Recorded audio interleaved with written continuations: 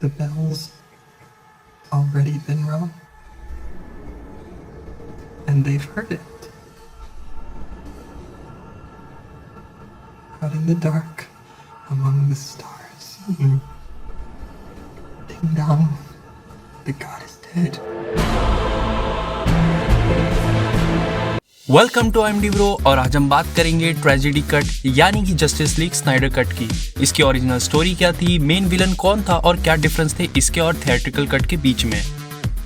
आगे बढ़ने से पहले मैं चाहता हूं कि आप इस चैनल को सब्सक्राइब करें, इस वीडियो को लाइक करें ताकि मैं आपके लिए ऐसी वीडियोस और लाता रहूं। तो स्टोरी शुरू होती है ब्रूस की जर्नी से, जहां वो एक्वामैन को ढूंढने निकला है और ये जर्नी थिएट्रिकल कट के ड्यूरेशन से काफी ज्यादा बड़ी होने वाली थी। और फिर ब्रूस की मुलाकात होती है आर्थर करी से यानी कि एक्वामैन से। ये सीन थिएट्रिकल कट जैसा ही था, बस इसमें थोड़े डायलॉग एक्सटेंडेड थे और इसकी टोन थोड़ी डार्क थी, जैसा जैक स्नाइडर अपनी मूवीज में दिखाते हैं। और फिर ब्रूस वहां से वापस गॉथम आ जाता है और फिर एंट्री होती है वंडर वुमन की, जहां वो लंदन में सुसाइड बॉम्बर्स को रोकती है। बट स्नाइडर कट में वंडर वुमन सेकेंडरी बॉम्ब को ब्लास्ट होने से नहीं रोक पाती और फॉर्चुनेटली इस ब्लास्ट में किसी भी सिविलियन की जान नहीं जाती और इस सब की जिम्मेदारी वंडर वुमन अपने सर ले लेती है। और यहाँ से शुरू होती है स्नाइडर कट की डार्क टोन। और इस मूवी का सबसे बड़ा डिफरेंस, इस मूवी का म्यूजिक असल में जंकी एक्सेल ने बनाया था, बट अनफॉर्चुनेटली स्नाइडर कट की ट्रेजेडी के चलते हमें थिएट्रिकल कट में डैनी एल्फमैन का म्यूजिक सुनने को मिला, जिन्हें इस मूवी में लास्ट पॉइंट में लाया गया था। इसके बाद एंट्री होती है फ्लैश की यानी कि बैरी एलन की, जहां वो आयरस को बचा रहा है। ये सीन हमें ट्रेलर में भी देखने को मिला था, बट इस सीन को बाद में पूरी मूवी से हटा दिया गया।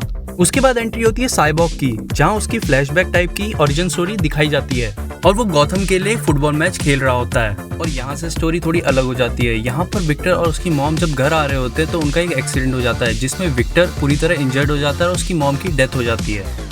बट उसके बाद साइलस स्टोन यानी कि विक्टर स्टोन के फादर उसे मदर बॉक्स की मदद से जिंदा करने की कोशिश करते हैं और यही सेम सीन हमें बैटमैन वर्सेस सुपरमैन में भी देखने को मिला था। और फिर एंट्री होती है स्टेपनवुल्फ की, जहां वो अमेजोनियन से मदर बॉक्स चुरा लेता है।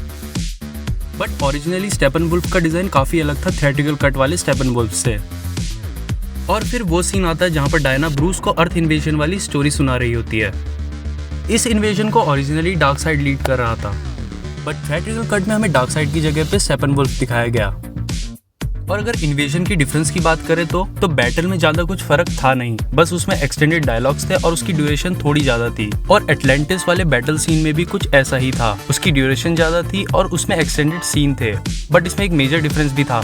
ओरिजिनली इस सीन में मीरा की जगह पे विलियम डेफो थे, जो एक्वामैन को मदर बॉक्स को ट्रैक करने के लिए बोलते हैं। और फिर बारी आती है गॉथम हार्बर के बैटल सीन की, और इस सीन में भी कुछ मेजर डिफरेंस था नहीं, बस इसमें कुछ एक्सटेंडेड कट्स थे। और इस बैटल सीन के बाद एक्वामैन भी जस्टिस लीग ज्वाइन कर लेता है, जैसा हमें थिएट्रिकल कट में दिखाया गया है। और फिर पूरी जस्टिस लीग डिस्कस करती है कि सुपरमैन को वापस लाया जाए या नहीं। और फिर वो एग्री होने के बाद साइलस स्टोन के साथ क्रिप्टोनियन शिप पे जाते हैं। बट थिएट्रिकल कट में साइलस स्टोन उनके साथ नहीं थे और फिर मदर बॉक्स की मदद से सुपरमैन जिंदा हो जाता है, सेम थिएट्रिकल कट जैसा ही। बट यहाँ पर साइलस स्टोन ने उनकी मदद की थी और वहां से सुपरमैन जिंदा होकर हीरोज पार्क चले जाता है, जहां पर उसकी फाइट पूरी जस्टिस लीग से होती है।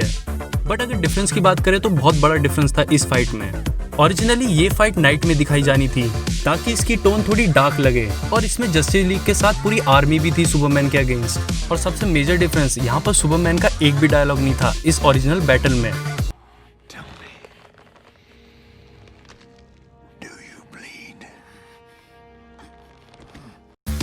और उसके बाद एंट्री होती है लुइस लेन की, जो सुपरमैन के साथ वहां से चली जाती है।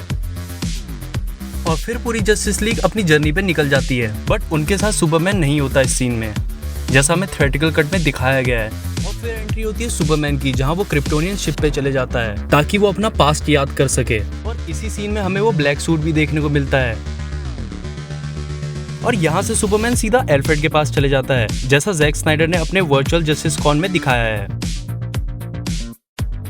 और उसके बाद पूरी जस्टिस लीग पैराडीमंस और स्टेपनवुल्फ के अगेंस्ट बैटल शुरू कर देती है। ये सीन थिएट्रिकल कट जैसा ही है, बट यहाँ पर काफी सारे एक्सटेंडेड शॉट्स थे, जैसे कि बैटमैन और पैराडीमंस की फाइट। बट इस पूरी फाइट सीन को थिएट्रिकल कट से हटा दिया गया। और फिर वो सीन आता है जहाँ पर साइबॉर्ग मदर बॉक्स को अलग करता है। बट यहाँ पर एक एक्सटेंडेड सीन था जहाँ पर साइबॉर्ग को मदर बॉक्स को अलग करते समय डार्क साइड का फ्यूचर सीन दिखता है। ये वही नाइटमेयर फाइट सीन है जो हमें बैटमैन वर्सेस सुपरमैन में भी दिखाया गया था, जहाँ पर सुपरमैन इविल बन चुका है और एंड में जब पूरी जस्टिस लीग स्टेपनवुल्फ को हरा देती है तब वंडर वुमन को बूम क्यूब की दूसरी तरफ डार्क साइड दिखता है और इस सीन के बाद मूवी एंड हो जाती है। ओरिजिनली यहाँ तक की स्टोरी पार्ट 1 थी। जैक स्नाइडर का प्लान था कि एक और मूवी लाई जाएगी जो इस मूवी की सीक्वल होगी जिसका नाम होगा justice league part 2, but unfortunately family tragedy के चलते वो इस स्टोरी लाइन को हमें दिखा नहीं सके। बट फैंस की मदद से ये स्टोरी हमें अगले साल देखने को मिलेगी, जहाँ पर जैक स्नाइडर इस कट को अगले साल स्ट्रीमिंग सर्विस HBO Max पे ला रहे हैं। और ऐसे ही इंटरेस्टिंग मूवी फैक्ट्स के लिए देखते रहिए IMDb।